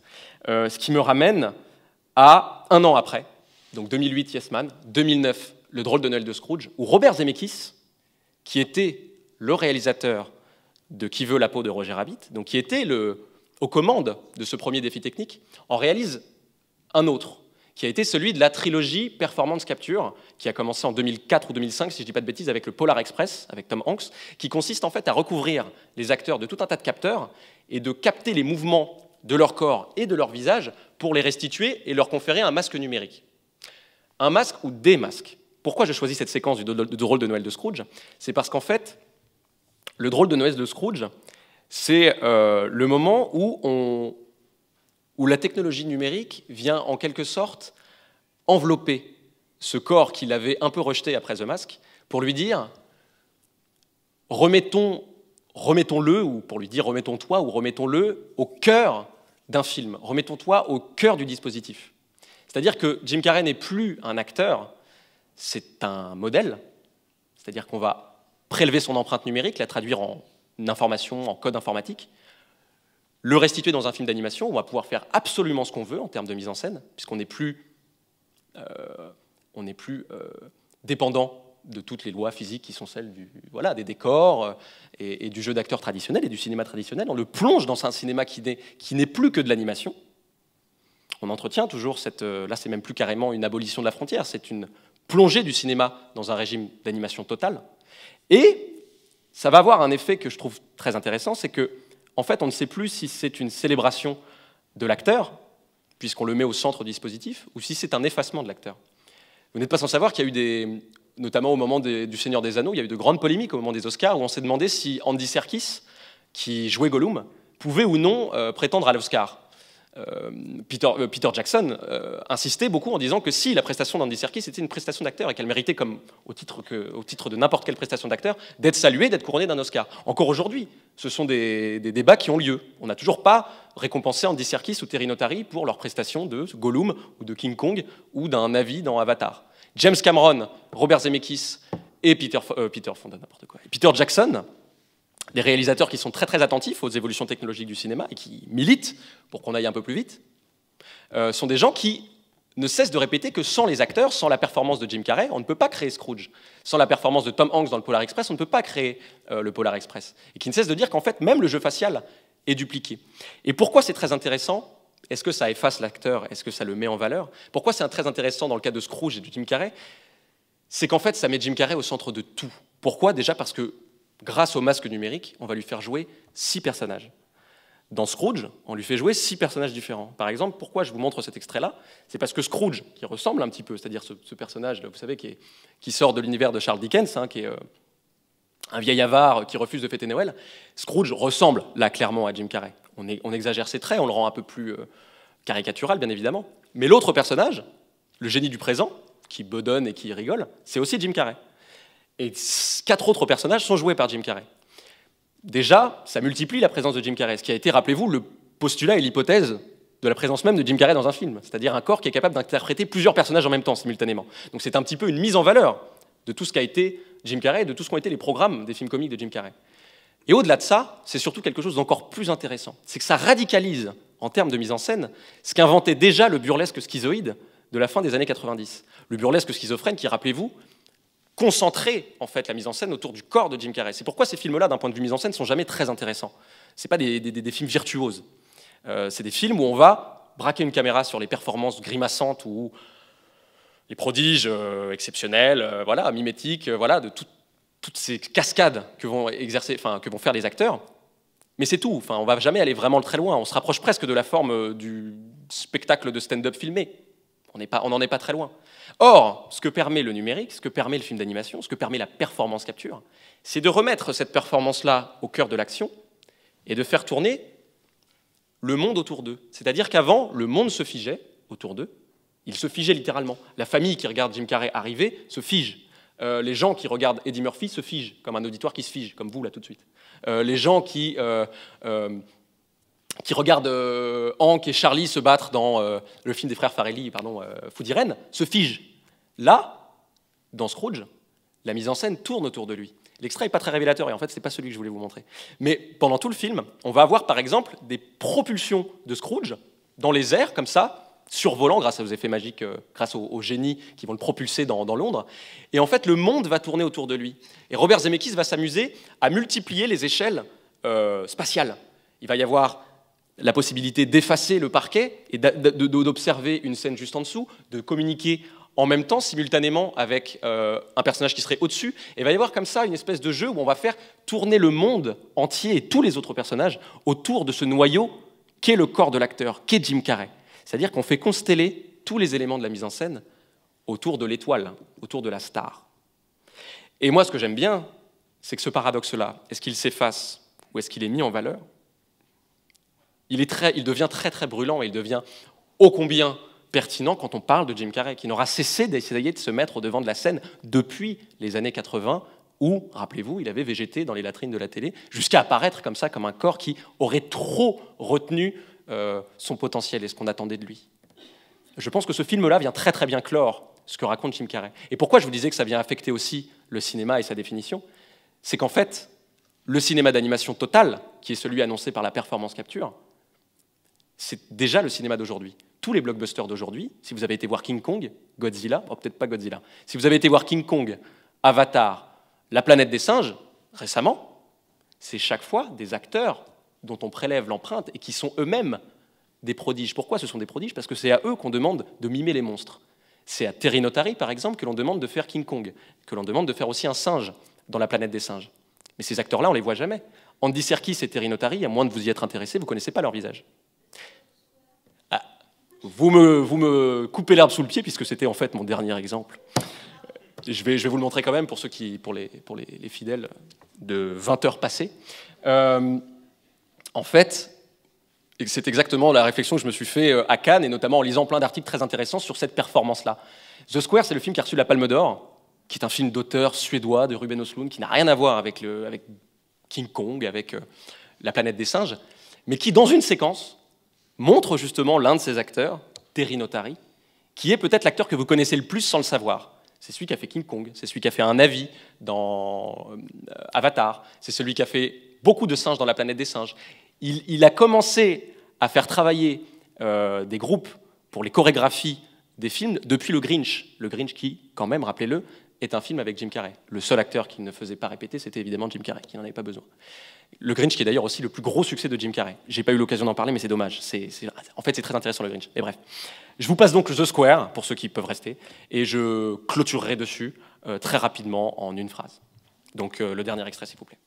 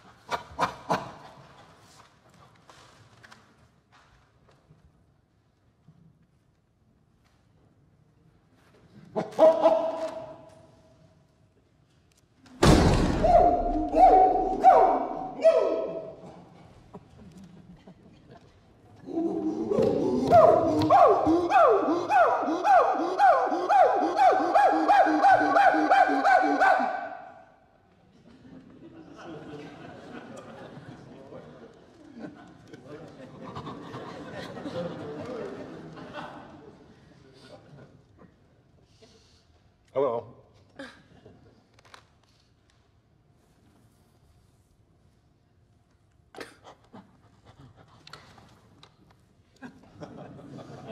Stop it. Stop it.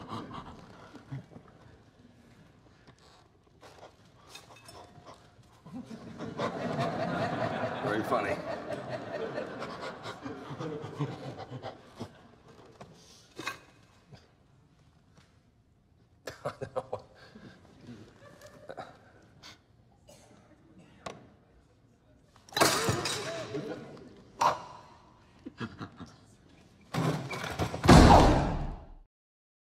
Voilà, la scène dure beaucoup plus longtemps et est géniale pour ça parce qu'elle installe une gêne super, enfin extraordinaire. Moi, j'ai beaucoup aimé le film. Je sais qu'il partage un petit peu la critique, mais moi, je fais partie de ceux qui ont beaucoup aimé le film. Et pourquoi je voulais terminer là-dessus, c'est évidemment parce que cette personne-là, c'est Terry Notary, et c'est l'une des stars de la performance capture, celui qui incarne tous ces monstres d'Hollywood, du blockbuster, depuis, disons, le milieu des années 2000. C'est l'un des corps que vous connaissez le moins, parce qu'en fait, c'est déjà un corps qui appartient peut-être à l'avenir du cinéma, quand le cinéma sera mutant et que les acteurs ne seront plus que recouverts par des masques numériques. Et ce que j'aime bien, c'est que, exactement de la même façon que je commençais par 3 extraits qui font sortir 3 personnages de leur cage, qui font craquer un petit peu leur prison, donc les Animaniacs, Coco le clown et Jim Carrey dans Ace Ventura. Là, on a vraiment un personnage qui sort de sa cage, mais qui sort de sa cage, qui craque le voile de pixels qui le recouvrait pendant toute sa carrière. C'est la première fois qu'on voit Terry Notary. Et comment on le montre?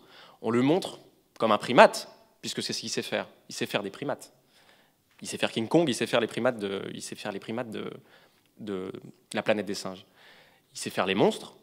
C'est donc un corps prodigieux qui sait mimer des singes.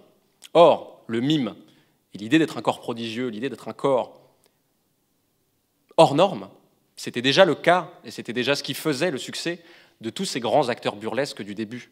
C'est-à-dire tous ces grands acteurs burlesques qui ont influencé le cartoon.